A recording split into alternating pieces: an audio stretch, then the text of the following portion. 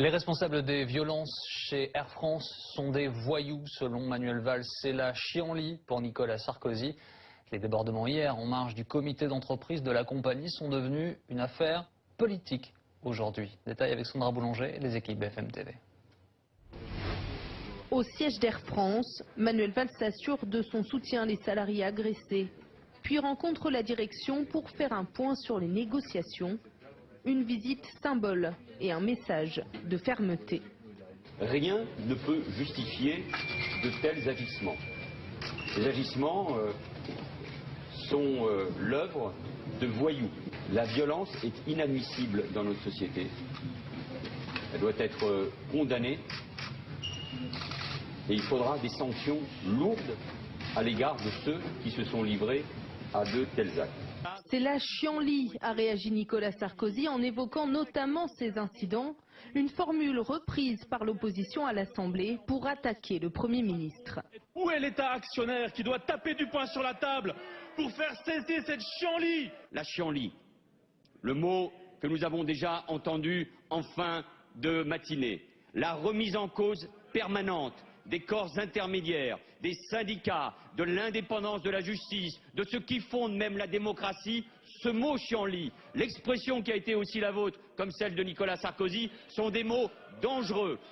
Ce matin, François Hollande avait lui aussi résolument condamné les violences, néfastes, a-t-il déclaré, pour l'image et l'attractivité de la France. Bonsoir Jean-Pierre Mercier. Bonsoir. Merci d'être avec nous. Vous êtes délégué syndical CGT chez PSA, figure du syndicalisme. Les voyous pour Sarkozy, la chienlit à droite, vous dites quoi vous? Moi je dis tout simplement que Valls et Sarkozy déjà se rejoignent contre les salariés, ils défendent la direction. Moi je veux vous dire, ce qui s'est passé, c'est non seulement compréhensible pour moi, mais je partage. Je partage ce que les salariés ont fait. Et je peux vous dire que moi j'ai vu les images et surtout j'ai vu le torrent médiatique, le torrent de boue médiatique qui s'est abattu aujourd'hui sur les salariés d'Air France. C'est quelque chose d'incroyable. Oui, moi, vous en faites pas un peu beaucoup, Jean-Pierre Mercier, un torrent de boue médiatique sur les salariés d'Air France? J'en fais beaucoup moins que ce qui s'est passé aujourd'hui au niveau de tous les médias, de tous les responsables, enfin des principaux responsables politiques du Parti socialiste, de la droite et du Front National par rapport aux salariés d'Air France. Moi, je suis fier de leur mobilisation. Je suis fier que, oui, ils aient dit non à ce plan de licenciement et qu'il ne soit pas volontaire pour mettre la tête sur le bio, parce que ça, c'est inacceptable. Mais ça, c'est le fond, et c'est une chose. Et c'est sûr que c'est le fond. Mais le fond, il est là, le sujet. Bien sûr. Là, Manuel Valls parle de voyous parce qu'il y a des gens qui ont une des chemises arrachées, qui sont retrouvés blessés, qu'il y a 7 blessés à la sortie de cette réunion. C'est pour ça. Vous rigolez. Non mais voyou, il y a eu 2 chemises d'arrachées. Mais qu'est-ce qu'il croit, Valls? Il croit que les salariés d'Air France, comme tous les salariés en France, ils peuvent accepter plan de licenciement sur plan de licenciement, faire sacrifice sur sacrifice, voir nos salaires baisser, les conditions de travail exploser, et puis ne rien dire. Mais est-ce que ça les rend plus audibles? Je dis n'importe quoi. Si à la place d'avoir arraché leur chemise, il y en avait un qui avait pris un coup de couteau, vous diriez quoi? Mais c'est même pas le problème d'être audible, c'est le problème de réagir, parce qu'on en a marre de se faire licencier. D'accord, mais ça sert à tout. C'est le énième plan de suppression d'emplois, et Valls, il aurait voulu que les salariés d'Air France, ils disent, bah oui, bien sûr, oui, je vais me sacrifier, je mets ma tête sur le bio, allez-y couper. Mais c'est impossible de penser comme ça. Quand on est un salarié, j'ai entendu des termes extrêmement violents de la part des journalistes et de la part des responsables politiques. Lynchage. Vous savez ce que c'est un lynchage?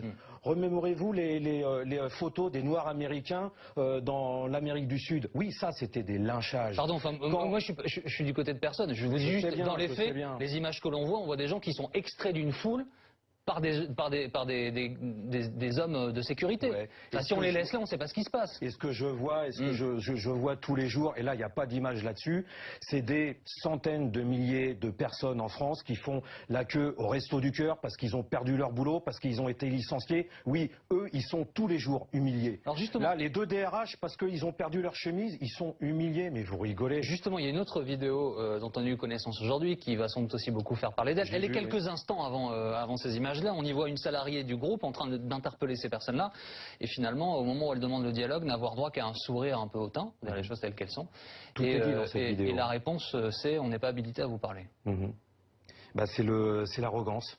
c'est oui, c'est nous les patrons, on liquide des salariés et on ne discute pas. Voilà, c'est parce que vous savez, en plus, j'entends le mot dialogue social. Dialogue social avec des patrons de toute façon qui ont décidé de liquider des salariés, qui ont décidé de mettre par terre des vies entières, des familles entières.